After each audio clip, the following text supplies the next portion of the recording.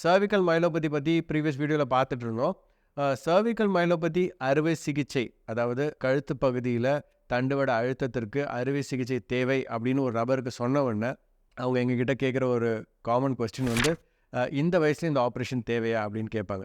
ஏன்னா பொதுவாக பார்த்தீங்கன்னா இந்த சர்விக்கல் மைலோபதி கழுத்து பகுதியில் இருக்கக்கூடிய தண்டுவட அழுத்தம் வந்து வயதானவர்களை தான் பாதிக்கும். It can affect 40-year-old people also. But majority of the patients பார்த்தீங்கன்னா ஒரு வயது முதிர்ந்தவர்களாகவே தான் இருப்பாங்க. ஸோ 60-70 வயசில் வந்து கழுத்து பகுதியில் ஸ்பைன் சர்ஜரி பண்ணலாமா, இது பாசிபிளா?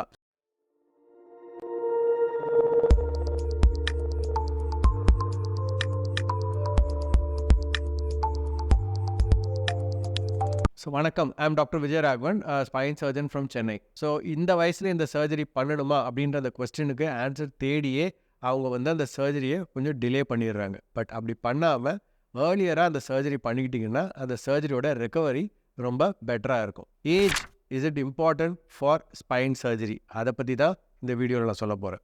ஸோ முதல் விஷயம், சர்விக்கல் மைலோபதி சர்ஜரி அப்படின்றது ஒரு எமர்ஜென்சி சர்ஜரி கிடையாது. ஸோ இந்த விஷயம் உங்களுக்கு தெரிய வந்தது பிறகு, சர்ஜரி அட்வைஸ் பண்ண பிறகு உடனடியாக 24 hours 48 hours இந்த சர்ஜரி பண்ணணும், இல்லைன்னா உங்களுக்கு அதனால் பெரிய பாதிப்புகள் ஏற்படும் கிடையாது. At least few days few weeks நீங்கள் டைம் எடுத்துக்கலாம். ஏன் இதை சொல்கிறேன்னா, அந்த சர்ஜரிக்கு அந்த நபரை நம்ம தயார்படுத்தலாம். அதற்கு உங்களுக்கு அடிக்வேட் டைம் இருக்குது. ஸோ என்ன பண்ணுவோம், முதல் விஷயம், ஸோ எம்ஆர்ஐயில் C5 C6லையோ C6 C7லையோ ஸ்பைனல் கார்ட் கம்ப்ரெஷன் இருக்குன்னாலே கண்டிப்பாக அவங்களுக்கு சர்ஜரி தேவைன்னு கிடையாது.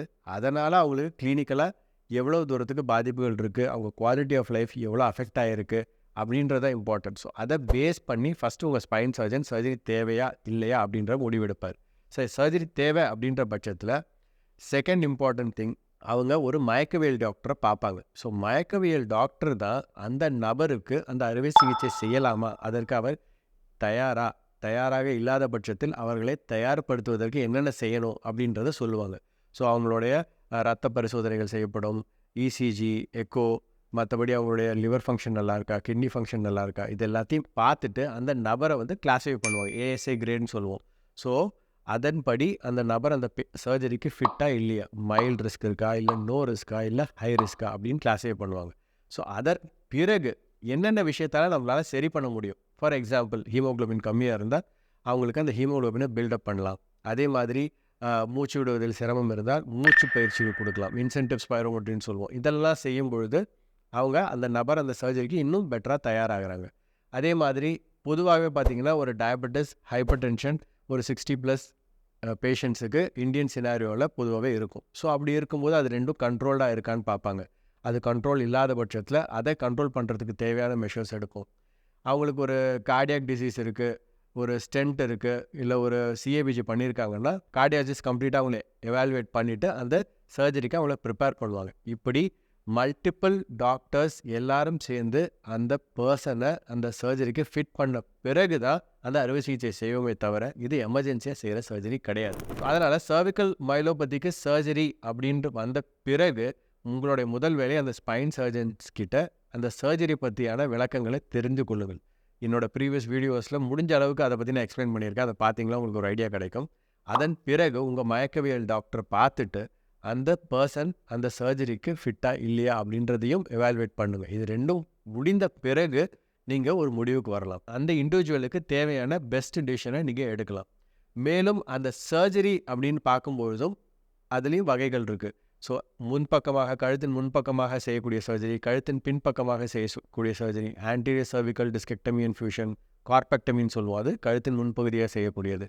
அதே மாதிரி போஸ்டீரியராகவும் போய் கழுத்தின் பின்புறமாகவும் இந்த சர்ஜரி செய்வாங்க. ஸோ அண்ட் இரண்டு சர்ஜரியுமே பார்த்தீங்கன்னா பொதுவாகவே வந்து ஒரு லாங் ஹார்ஸ் ஆஃப் சர்ஜரி கிடையாது. 8 மணி நேரமோ 10 மணி நேரமோ செய்யக்கூடிய ஒரு லாங் ஹார்ஸ் சர்ஜரி கிடையாது. பொதுவாகவே இதற்கான சர்ஜரி பார்த்தீங்கன்னா 2 அல்லது 3 மணி நேரத்தில் முடிந்துவிடும். So 2 to 3 hours of anaesthesia அப்படின்றது ஒரு 60+ இண்டிவிஜுவலுக்கு இப்போ இருக்கிற டெக்னாலஜியில் ஒரு பெரிய சவால் கிடையாது. பட் நான் சொன்ன எல்லா விஷயமே வந்து பொதுவாக சொல்லியிருக்கேன். இந்த வீடியோவில் ஒரு சர்விக்கல் மைலோபதி சர்ஜரி அப்படின்னா அதை எப்படி நாங்கள் அப்ரோச் பண்ணுவோம் அப்படின்றத பற்றி பொதுவான ஒரு எக்ஸ்ப்ளனேஷன் கொடுத்துருக்கேன்.